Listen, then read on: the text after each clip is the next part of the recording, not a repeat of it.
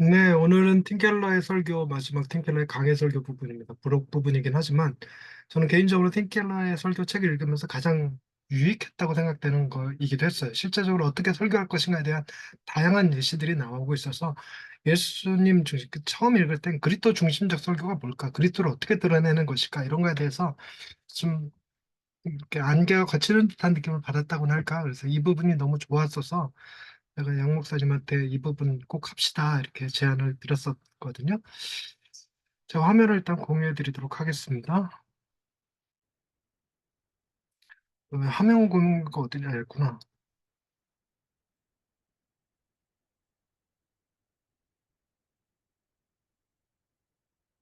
네.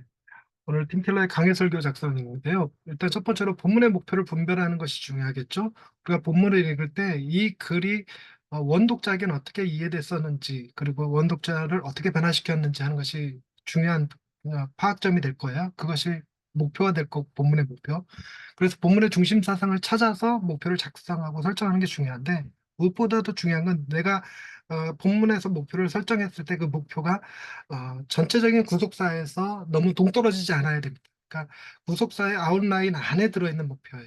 그러니까 타락이 됐던, 구속이 됐던, 회복이 됐던 이런 어떤 구속사의 틀 안에서 찾아낼 수 있어야 되고, 그럼 설교의 주된 주제를 선택해야 됩니다. 이때 이제 청중에게 조율된 주제를 선택해야죠. 원 독자는 이런 변화를 요구했는데 우리 삶에, 우리 환경, 한편에, 우리 환경에서는 어떤 주제가 더 좋을지 좀 다르게 표현할 필요도 있겠죠. 그리고 주제를 중심으로 개요를 발전시켜야 되는데 이 개요 얘기가 나옵니다. 이게 움직임을 잘 설명해낼 수 있어야 되는데 그러고 난 다음에 대지에 살을 입히는 과정이 필요하다고 얘기합니다. 그 다음을 보면 본문의 목표 분별하기. 본문을 최소한 서너 번 정도 읽으면서 인상적인거나 의문이 들었던 것을 기록하라. 팀 켈러가 다른 책에서 요한복음 3장 16절 하나 가지고 그것을 5분 동안 묵상했을 때랑 30분 동안 묵상했을 때 그게 굉장히 달라진다는 걸 표현했었어요. 처음에는 자기가 그 본문에 대해서 너무 잘 알고 있었기 때문에 새롭게 뭘 깨달을 거라 생각을 안 했고 대충 뭐 이렇게 이런저런 의미로 5분 안에 썼는데 그 강사가 30분 동안 더 묵상할 것을 요구했대요. 그랬더니 진짜 훨씬 뒤에 더 깊은 생각들이 이렇게 나오는 걸 경험했다고 그럽니다. 그러니까 여러 번 읽는 것이 굉장히 중요해요. 그러니까 우리가 아는 본문이라고 할지라도 반복적으로 읽어라, 반복적으로 읽어라.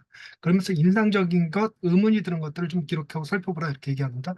저는요, 이렇게 본문을 읽을 때 제가 연극을 했었기 때문에 이걸 연극으로 표현한다면 어떻게 될까 이런 걸 주로 봅니다. 줌을 어디다 할까, 아웃을 어디다 줄까, 큰 그림은 어디고, 핵심은 어디고 이렇게 또 한번 살펴봐요. 그러면 좀 느낌이 달라집니다. 본문이 마치 전체 청중을 얘기하고 있다가 좁혀져서 그죠 이렇게 지붕을 뚫고 내려오는 이그 중풍병 환자에게 집중되잖아요. 그러니까 그렇게 이제 연극으로 표현한다, 영화로 표현한다 그러면 어떻게 이 그림을 표현해낼까 이런 생각을 해보거든요. 그리고 본문을 두세 번 더 읽으면서 반복되는 단어, 접속사, 은유, 이미지들을 살펴볼 필요가 있죠. 그러나 그런데 뭐 이런 말들 나오잖아요. 이때 바로 즉시 뭐 이런 표현들. 단락 전체를 다른 자료들을 참고하면서 다시 읽어라. 중요 단어의 의미를 결정하고 번역에는 드러나지 않지만 원문에서는 반복되는 단어가 있는지 또 원문에서 있는데 번역 과정에서 빠진 단어는 없는지 이런 것들 좀 살펴보면 도움이 될 때가 있어요. 그러니까 번역자들은 이거를 함축적으로 그냥 퉁쳐버렸는데 괜히 그게 딱 살려냈을 때 마음이 확 와닿는 것들이 있거든요. 저는 그런 게 있었어요. 소금이 좋은 것이로되 만일 그 맛을 잃으면 무엇으로 다시 짜게 하리요? 라는 말이 있어요. 근데 원문으로 보면 무엇으로 그것을 다시 짜게 하리요 있거든요. 그러니까 제가 그 원문을 보지 않았을 때는 그 소금이 맛을 잃으면 무엇으로 음식을 짜게 하리요 이렇게 생각했어요. 근데 원문을 보니까 소금이 맛을 잃으면 그 소금을 무엇으로 다시 짜게 하겠냐 이런 말이었더라고요. 그러니까 관심이 국에 있지 않고 소금 자체에 있다라는 것이 원문을 읽으면서 새롭게 보여졌던 것들이거든요. 이제 그런 것들이죠. 그리고 자료를 통해 의문에 대한 답을 찾아 이렇게 주석을 보면서 다른 목사님들 설교를 참고하면서 혹은 논문들을 살피면서 그러니까 궁금증이 든 걸 해결하고 말죠. 그러니까 궁금증이 드는 것들은 당시에 이런 문화가 뭘 의미했었는지, 당시에는 이걸 왜 이렇게 말했는지, 예수님께서 어, 자녀의 떡을 취하여 개들에게 던지면 마땅치 않도다 그랬대. 개들에게 던지면 마땅치 않도다는 말이 우리 시대에 우리가 이해하는 것처럼 그때 당시에도 이게 치욕적인 말이었는지 어느 정도 치욕스러운 말이었는지 그때는 이 개가 무엇을 의미하는 건지 이런 것도 좀 살펴볼 필요가 있죠. 그런 것들은 우리가 몰라요. 그러니까 논문을 볼 수밖에 없습니다. 네, 그런 것들을 찾는 거죠. 다른 본문들과의 연관성을 찾고 어떻게 어떤 의미로 사용되는지를 살펴라. 이게 어, 본문의 내용, 복음서가 이 서신서에서 강조될 때 있고 구약의 것을 가져올 때가 있고 이게 연결되는 다리점들이 있어요. 예, 그런 것들을 모조리 살펴볼 필요가 있고 특히나 저는 복음서 위주로 설교를 하다 보니까 네 개의 복음서가 어떻게 각기 다르게 설명하고 있는지 각각 복음서가 무엇을 중심적으로 얘기하고 있는지 이런 것들 같이 찾아보는 거죠. 그리고 성경 다른 본문에서 인용하거나 암시하는 부분을 찾아라. 여기서 팀켈러는 그리스도를 연결할 수 있는 지점들을 찾을 수 있다 이렇게 코멘트 해줬는데 그러니까 구약의 거를 가지고 온 것들이 되게 많아요. 그러니까 나병 환자 고치실 때 왜 그런 거 있죠? 이스라엘에는 없어서 뭐 저 아람 군대 장관 나만 뿐이었겠느냐 뭐 이런 표현들 쓸 때 그 연결점들 찾는 거 이런 것들이죠. 본문의 문맥을 살펴라. 권별 성경의 문맥과 전체 성경의 문맥 그리고 교리의 문맥들을 살피고 주제가 그리스도를 가리키는지 혹은 그리스도 안에서 완성되는지 중요하죠. 그리스도를 가리키는지 그리스도 안에서 완성되는지 설교의 목적, 설교의 목표 그러면 딱 하나예요. 그리스도를 경배하는 것, 그리스도를 높이는 것이거든요. 그러니까 내 설교가 그리스도를 높이고 있는지 아닌지, 그리스도가 드러나고 있는지 아닌지. 그러니까 대부분의 설교를 들어보면 그리스도가 아예 언급되지도 않고 끝나버리는 설교들이 너무 많아요. 그러니까 그러지 않도록 조심할 필요가 있고요. 자, 설교의 주된 주제를 선택할 때 본문의 주된 사상 질문, 본문은 무엇에 관해서 이야기하고 있고 그것에 대해 본문은 무엇이라고 하는 주제는 무엇이고 그 주제를 어떻게 진술하고 있는가 이런 거죠. 목회적 질문이죠. 원독자는 어떤 변화를 요구했고 우리에게는 어떤 변화를 만들어야 될까 이런 질문들 그리고 그리스도 증명이 매우 중요합니다. 본문은 어떻게 그리스도를 가리키는가 그리고 그분의 구원은 어떻게 그 목회적 목표를 쫓아 변화되도록 돕는가 이 그리스도 질문할 때 제가 너무 중요하게 여기는 게 이거예요. 이 책에는 나오지 않지만 자리바꿈 예수님께서 우리가 있었어야 될 자리에 주님이 계시고 그분이 계셨어야 될 자리에 우리를 주신 게 자리바꿈이잖아요. 그래서 우리가 죽었어야 될 십자가에 주님이 죽으시고 그분이 계셨어야 될 아들의 자리에 우리를 주신 것. 이게 굉장히 모든 문제들의 해결점에 잘 적용이 됩니다. 이중정가도 마찬가지죠.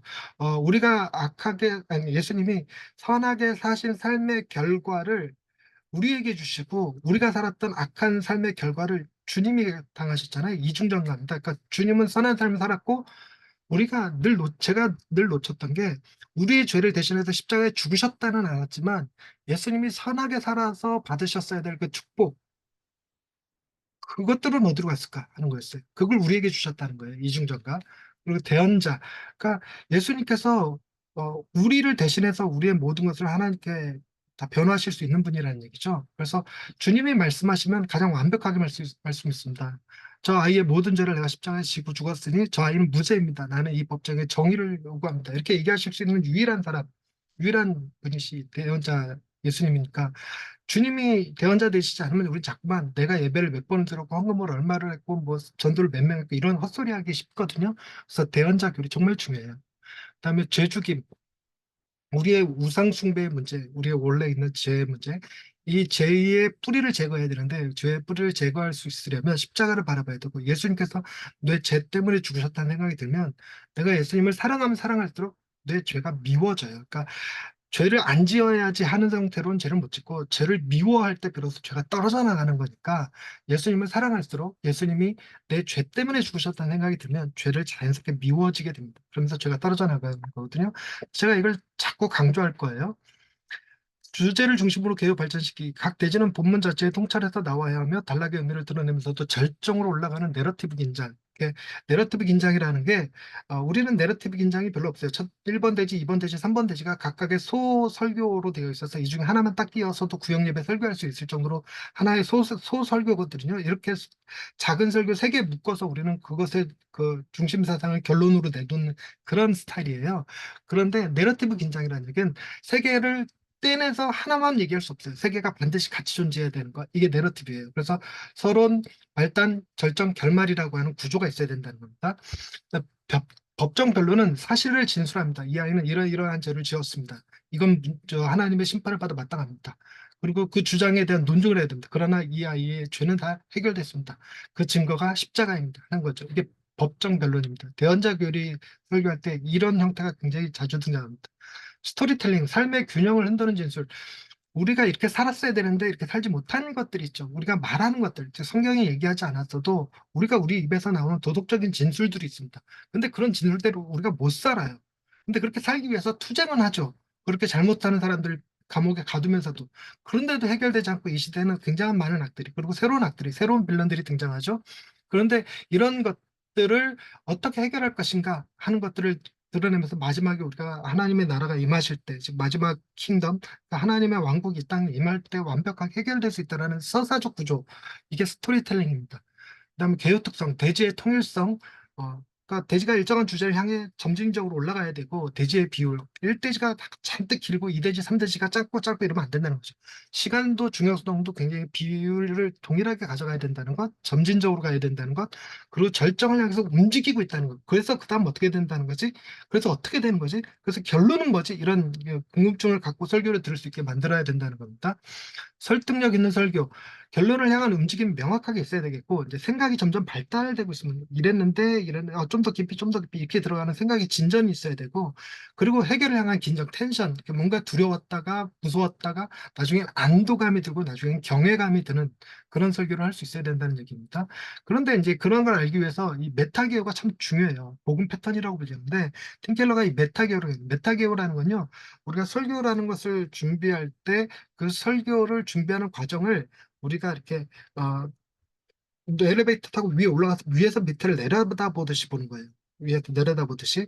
그래서 우리 머릿속에 이 5가지가 이렇게 대입, 도입, 초기 대지, 중간 대지, 말미 대지 적용, 이게 하나의 이렇게 틀로다가 확 보여주는 거죠. 전 이게 굉장히 강하게 만들어져 있어서 어떤 본문을 보든 이 필터를 확 갖다 대버립니다. 필터를 대버려서 문제가 뭘까? 성경은 무엇이라고 얘기했고, 우리는 뭘 못했고, 예수님을 이거 어떻게 해결하셨고, 그래서 우리는 어떻게 살게 되는 것인가 하는 것이 하나의 필터예요, 필터. 그래서 모든 부분을 이 필터로 통과시킵니다, 이렇게. 도장 찍듯이 몸을 이렇게 바라봐요. 그래서 이거 우리는 무엇을 행해야 되는데 대부분 할 수 없어요. 정직하라? 우리 정직하게 못 삽니다. 그러나 정직하게 사신 분이 있죠.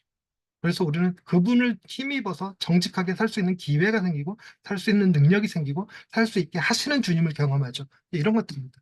그러니까 주님을 설명할 때 또 이거 등장해요. 자리 바꾸면 이중경과 제형과 대죽임, 재죽임. 이게 너무 좋더라고요, 저는. 근데 이걸 놓고 항상 본문에서 이 중에 어떤 걸 얘기할 수 있을까 이런 생각 많이 하거든요. 그 다음에 복음 패턴의 기본 전제가 있습니다. 성경은 모든 시대 모든 지역을 막론하고 인간에게 부합하는 핵심 문제를 다루고 있어요. 성경에는 핵심 문제가 있습니다. 그리고 성경의 모든 본문에는 우리가 어떻게 살아야 하는지에 대한 명령과 도덕 규범이 있죠. 근데 우리는 그 도덕 규범을 항상 범합니다. 그래서 위기가 닥쳐요. 거짓말하지 말았어야 되는데, 탐내지 말았어야 되는데, 그런 거 있죠. 돌봤어야 되는데, 이런 거.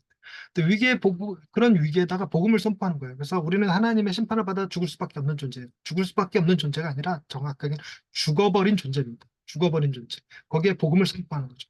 그리고 그 복음을 선포하면 드디어 우리가 살아나는 거예요. 감춰진 문이 열리고 빛이 들어옵니다. 설교를 통해서 어떻게 오직 예수 그리스도만이 그 요구를 완수하셨는지를 보여줍니다. 그리고 나서 그분의 이 완수하신 것을 이 형태로 전달하는 거죠.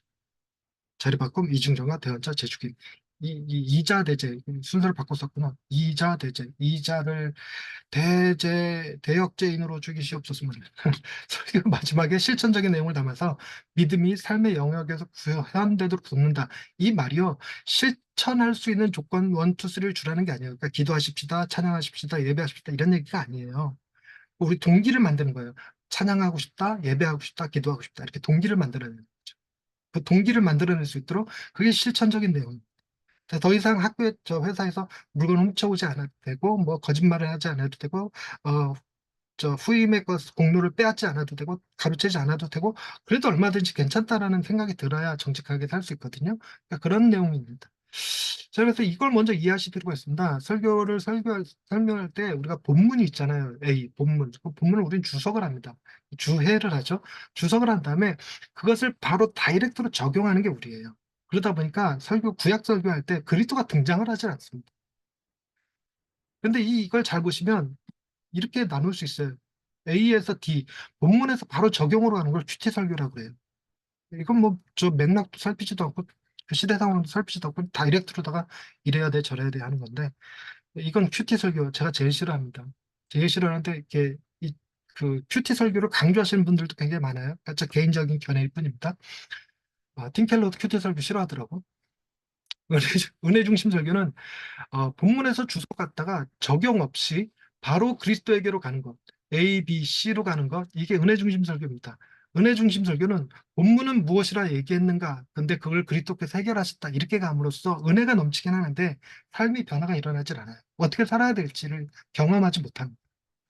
그런 다음에 또 어떤 설교가 있냐면 본문에서 주석으로 갔다가 바로 적용으로 떨어지는 거 율법적 도덕적 설교 이게 이제 이렇게 살아야 됩니다 저렇게 살아야 됩니다라고 말하는 것들 그리고 보통 이 본문에서 어떤 특정한 인물 우리가 본받아야 될 인물이 등장하면 그 본문에 나오는 등장 인물들처럼 우리도 모세처럼 온유하게 다윗처럼 담대하게 이런 표현을 쓰게 돼요. 그래서 이런 건 율법적 도덕적 설교라고 합니다. 그리스도가 등장하지 않고 꼭 엉뚱한 사람이 본문에 나오는 사람이 등장하죠. 여러분 내가 만든 신이라는 책 보면 거기는 모두 다 죄인이에요. 아브라함도 우상숭배자요, 모세도 우상숭배자요, 다윗도 우상숭배자요. 다 그렇게 등장해요. 그래서 그걸 좀 본받으셨으면 좋겠어요. 예. 본문에 나오는 성경 인물들 중에 우리를 구원할 수 있는 자는 아무도 없습니다. 그들도 예수 그리스도를 필요로 해요. 그 다음에 이제 모델링 설교 이게 흔하게 등장하는 실수인데 이게 왜 실수라고 부르냐면 그리스도가 등장했기 때문에 그리스도 중심적 설교를 했다고 착각을 하는 거예요. 뭐냐면 본문에서 주소로 갔다가 다이렉트로 그리스도로 갔다가 우리도 그리스도처럼 이렇게 얘기하는 게 모델링 설교입니다. 그리스도처럼은 굉장히 나쁜 거예요. 뭐 작은 그리스도가 되자 다 나쁜 겁니다. 그리스도가 등장했다고 좋은 게 아니에요. 그리스도를 구원자로, 구세주로 표현하는 게 아니라, 랍비로, 모델로, 스승으로 자꾸 표현하는 거예요. 위대한 랍비일 수 없어요, 그분은. 그분은 사기꾼 아니면, 정신병자 아니면, 진정한 구원자죠. 셋 중에 하나지, 위대한 랍비라는 개념은 들어설 수가 없습니다. 근데 우리 설교가 자꾸 위대한 랍비 예수를 등장시키는 경향이 너무 커요. 이게 모델링 설교라고 그러는데, 이런 설교는 왜 위험하냐? 내가 그리스도를 잘했다고 생각하기 때문에 위험해요. 그러면서 너무 자연스럽게 도덕적인 설교하고 율법적인 설교를 신율법이라고 불려지는 틴켈러가 신율법이라고 불리는 게 있어요. 예수님처럼이라고 얘기하는 게 다 신율법인데 그걸 해놓고 신율법을 전해놓고 복음을 전했다고 착각하게 만드는 거죠. 근데 복음 중심 설교는 어떤 거냐? 본문에서 주석으로 가서 주석에서 죄를 지적합니다. 적용으로 나오는 게 아니라 우리가 이렇게 살아야 됩니다. 1대지였고 우리는 본문이 무엇을 요구하는 거예요? 2대지 우리는 왜 못 지켰는가 하는 거예요. 그래서 죄 직면이라고 부릅니다. 죄 직면. 그래서 본문에서 얘기하는 도덕적 표현들을 갖다가 우리가 그래서 죄인입니다를 드러낼 수 있어야 돼요. 그래서 죄인입니다를 드러낼 때 우상 숭배의 문제까지 건드려서 죄의 문제를 그래서 설교를 전하고 있는 설교자 자신도 죄인이라는 사실이 드러날 수 있도록 그렇게 죄 직면을 간 다음에 그리스도께서 다 해결하셨다 하고 구원자로서 구세주로서 예수를 드러내야 돼. 이게 복음이에요. 구세주로서 예수를 드러내고 그분이 우리를 어떻게 살게 하실 것인가. 그분이 우리를 어떻게 변화시키실까. 그래서 A, B, D, C, D, A, B, D, C, D로 전하는 게 복음 중심 설교예요. 이해가 좀 도움이 되셨길 바라고 이제 참고적으로 이런 거는 성경의 주제가 이런 게 있다 뭐 이런 것들을 써놓은 거고요. 이것도 마찬가지고 우상 문제 얘기할 때 아니통건 씨 우리가 자주 얘기하는데 그다음에 이 설교 이것도 이제 팀켈러의 센터 처치에 등장하는 내용 중에 하나인데 성경은 우리에게 무엇을 요구합니까? 이 렉이라는 말의 의미를 목사님들이 자꾸 착각하는데 렉의 개념은요 우리가 그 성경에서 요구하는 것을 지키지 않았다의 개념이 아닙니다. 지켰는데 완벽하게 지키지 못했다가 렉이에요. 그러니까 렉은 그, 어, 꽉 차지 않은 상태예요. 내가 하나님을 사랑하지. 근데 하나님을 미워하는 걸 죄라 그러는 게 아니라 하나님을 사랑하되 마음과 목숨과 뜻과 힘을 다하여 완벽하게 사랑했느냐. 완벽하게 사랑하지 못했으면 그걸 렉이라 그래요. 네. 그러니까 렉은 완전히 우리가 생각해 사람을 거짓말을 하고 뭐죠? 사람을 죽이고 이런 게 아니라 완벽하게 정직하지 못했고 완벽하게 이웃사랑하지 못했고 이게 이제 렉입니다. 근데 이 복음은 그 완벽함을 해낸 거예요. 완벽한 거룩함, 완벽한 이웃사랑, 완벽한 하나님의 사랑 뭐 이런 거죠. 완벽한 거예요. 그리고 그거에 대해서 이 리셉션을 자꾸 적용이라는 말로 번역을 해놓는데 적용이 아니에요. 그거 반응이지. 영접이라는 개념이거든요. 호텔에 그 리셉션 홀 있잖아요. 그러니까 그, 그 손님을 맞이하는 그 리셉션이 있죠. 그거예요. 맞이하다. 우리가 그리스도를 우리 마음의 주인으로 맞이하는 거예요. 주인으로 모셔드는 이게 이게 리셉션이거든요. 그래서 이걸 자꾸 적용이라고 생각하니까 1대지 1번, 2번, 3번 이래갖고 우리도 예수님처럼 하나님만 신실하게 우리도 뭐 다윗처럼 뭐 골리앗을 봐도 두려워하지 않고 이런 얘기를 하게 되는데 그런 의미 아닙니다. 리셉션. 자, 그다음에 이런 것들이 있어요. 선지자처럼 분명하게 설교를 명확하게 주석해낼 수 있어야 되고요. 제사장처럼 따뜻하게 전할 수 있어야 되고요. 왕처럼 닮아갈 수 있도록 얘기해야 됩니다. 그다음에 이게 또 설교 진행 순서 또 나오죠. 이거 계속 다양한 버전으로 등장합니다. 성경은 우리에게 무엇을 요구했고 우리의 마음은 행위가 아니라 마음, 우리 마음으로 그렇게 못합니다. 할 수 없고 그러나 마음으로까지 완벽하게 행하신 분이 있고 그리고 그분이 우리를 통해 살 수 있다. 응답이라고 표현한 게 리셉션이죠. 그다음에 전 이게 이제 이 책에 나오는 건 아니고 GCM 세미나에서 얘기한 건데 이게 설교 메타계요거든요. 이 설교를 어떻게 아웃라인을 만들까, 설교를 어떻게 구성할까 할 때 이게 아웃라인을 만들기 전 준비하는 과정입니다. 이때 중요한 건 미시적 맥락, 본문에서 무슨 일이 일어나고 있는가를 볼 때 그 다음에 중요한 건 거시적 맥락. 이게 아까 얘기했듯이 핵심 사상, 중요 주제 이게 성경의 창조, 타락, 구속, 회복이라고 하는 이 전체 구속사 틀 안에서 어떻게 부합되는가를 볼 수 있어야 돼요. 그래서 미시적 맥락과 거시적 맥락이 따로 놓으면 안 됩니다. 이게 거시적 맥락 안에서 미시적 맥락이 보여야 돼요. 그 다음에 제가 제일 좋아하는 건데, 이 도덕주의 피하기. 저도 해봤지만, 자꾸만 나도 모르게 나도 인식하지 못한 채 도덕주의 설교를 하게 돼요. 그리스도를 드러냈어도, 그러니 거짓말하지 말아야 됩니다. 그러니 찬양해야 됩니다. 그러니 뭐 해야 됩니다. 그러니 뭐 해야 됩니다. 이렇게 얘기하거든요. 이제 그런 것들이 자꾸 나오니까 이걸 막는 좋은 방법이 뭐냐면 본문을 도덕주의적으로 적용하는 전형적인 예를 다 써놓는 거예요. 근데 굉장히 잘 떠오르거든요. 온유해야 됩니다. 경건해야 됩니다. 착해야 됩니다. 돌봐야 됩니다. 이런 말들. 감사해야 됩니다. 하는 것까지 다 나와요. 다 적어요. 다 적은 다음에 내가 적은 이 말들이 내 설교에서는 등장하지 않게 하는 거예요. 내 설교에 등장시키지 않는 거예요. 그러고 나서 본문에서 은혜의 뿌리를 둔 대안적 적용. 은혜의 뿌리를 둔 것. 우리의 변화가 아니라 행위가 아니라 은혜의 뿌리를 둔 대안. 은혜가 세 가지가 없다예요. 조건이 없고 대가가 없고 조건이 없고 자격이 없고 대가가 없다. 이게 은혜거든요. 그 은혜의 뿌리를 둔 대안적 적용이에요. 그러니까 대가가 없다는 은혜를 받았으면 어떻게 살아야지 이런 얘기 하자는 게 아닙니다. 절대로. 그러니까 자리바꿈 이중적인 대원자 재죽음이 이게 딱이에요. 그 다음에 이제 상황화된 설교를 해야 될 거고 그러고 난 다음에 아웃라인 만들어야 돼요. 결론적으로 여러분 빨간 모자를 쓴 아이 이야기가 본문에도 나왔는데 책에도 나왔는데 결말을 아십니까? 이거 많은 목사님들이 모르더라고요. 빨간 모자 쓴 아이가 할머니한테 도시락을 가져다 주러 가다 중간에 늑대를 만나요. 그래서 늑대한테 잡아먹힌 게 아니라 늑대가 어디 가냐 이렇게 얘기했다가 할머니한테 도시락 갖다 주러 간다고 그러니까 늑대가 할머니네 집에 가서 할머니를 잡아먹어버려요. 그러고 나서 할머니인 척하고 들어오는 빨간 모자 아이를 또 잡아먹어버립니다. 그래서 할머니랑 빨간 모자 아이가 둘 다 죽었다. 그 책을 읽는 사람들은 다 그렇게 두 사람 다 늑대한테 잡아먹혀 죽었다예요. 죽었다. 이제 끝났다예요. 끝났다. 끝났다 이렇게 생각했는데 그때 그 늑대가 포만감에 이렇게 자고 있어요. 침대에서 자고 있을 때 할머니 집에서 자고 있을 때 그 사냥꾼이 지나가다 그 코 고는 소리를 들었는데 코 고는 소리를 들으니까 할머니의 코 고는 소리가 아닌 거예요. 들어가 봤더니 늑대가 자고 있는 거죠. 그래갖고 늑대의 배를 갈라서 그 안에 있던 할머니랑 빨간 모자 아이를 꺼내줘요. 안 죽었더라고. 그것도 웃기는 얘기지만 어쨌든 꺼내줍니다. 꺼내주고 거기다가 돌들을 갖다 채워놓고 그 배를 꼬매놔요. 그때 늑대가 자고 나서 일어난 다음에 배부른 포만감에 이렇게 가다 목마르니까 강가에 가서 물 마시려다가 물에 딱 빠졌는데 뱃속에 돌이 잔뜩 들어있잖아요. 그대로 강가에 가라앉아서 죽어요. 근데 제가 그 빨간 모자 쓴 아이를 보면서 여러분 거기에 빨간 모자 아이가 무엇을 해야 된다, 할머니가 무엇을 해야 된다 이런 얘기가 전혀 등장하지 않습니다. 하우트가 등장하지 않아요. 그들은 그냥 죽었어요. 완벽하게 끝났다 생각하는 거예요. 완벽하게 끝났다. 완벽하게 끝났다. 그게 즐거운 파국입니다. 완벽하게 끝났을 때 그때 후 누군가가 등장해서 그들을 그냥 구원해 주는 거죠. 어떻게 살라고 조언해 주는 게 아니라 구원해 주는 겁니다. 예수님이 바로 그런 거죠. 그래서 톨킨의 얘기를 통해서 본문에서는 이 전환이라는 말로 표현했는데 즐거운 파국이라는 단어를 틴켈러가 자주 쓰는 표현이거든. 즐거운 파국. 완전히 끝났다예요. 완벽하게 끝났다. 어떻게 할 수가 없다. 이젠 우린 망했다예요. 끝났다. 그때 주님이 오셔서 죄 가운데 이미 죽었던 우리를 살리는 거예요. 지금 이미 죽었던 우리를. 그게 즐거운 파국입니다. 그리고 여러분, 우리가 지금까지 이 책을 쭉 하면서 어떻게 설교를 잘할 것인가, 어떻게 설교를 준비할 것인가 이런 거 얘기하는데 결론은 이런 겁니다.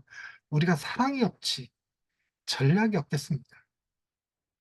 이거 어떤 선교사님이 하신 말씀인데 우리가 사랑이 없지 전략이 없습니다. 이 책 처음 시작할 때 뭐라고 생각했는지 기억나시나요? 말씀에 대한 우리의 사랑, 청중에 대한 우리의 사랑이 중요하다고 강조하고 시작해요. 그게 중요해요. 우리가 사랑이 없지 전략이 없는 게 아닙니다. 여러분 말씀을 뜨겁게 사랑하고 청중을 사랑하면 팀켈러가 말하는 복음 중심 설교 할 수 있습니다. 그리고 저는 오늘 본문에서 이게 너무 좋아요. 치료는 위대한 능력만 있으면 돼요. 그런데 죄사함은 예수님의 막대한 고통과 죽음, 놀라운 사랑이 요구됩니다. 우리가 안수해서 사람 병 고치고 안수해서 부자 되게 하고 기도해서 뭘 해주고 이거 아무 의미 없어요. 그럼 위대한 능력만 있으면 됩니다. 어, 근데 그들이 죄사함 받게 하는 데는 필요한 건 능력이 아니라 주님의 놀라운 사랑이에요. 희생적인 사랑이죠. 우리도 여기에 미쳐야 돼요. 예수님의 능력에 미치는 게 아니라 그분의 사랑에 미칠 수 있어야 됩니다. 그럴 때 우리가 진짜 복음 중인 설교, 팀켈러를 조금이라도 닮아갈 흉내낼 수 있는 설교를 할 수 있게 되지 않을까 생각합니다. 지금까지 팀켈러 설교 함께 해주셔서 감사합니다. 수고하셨습니다. 수고하셨습니다.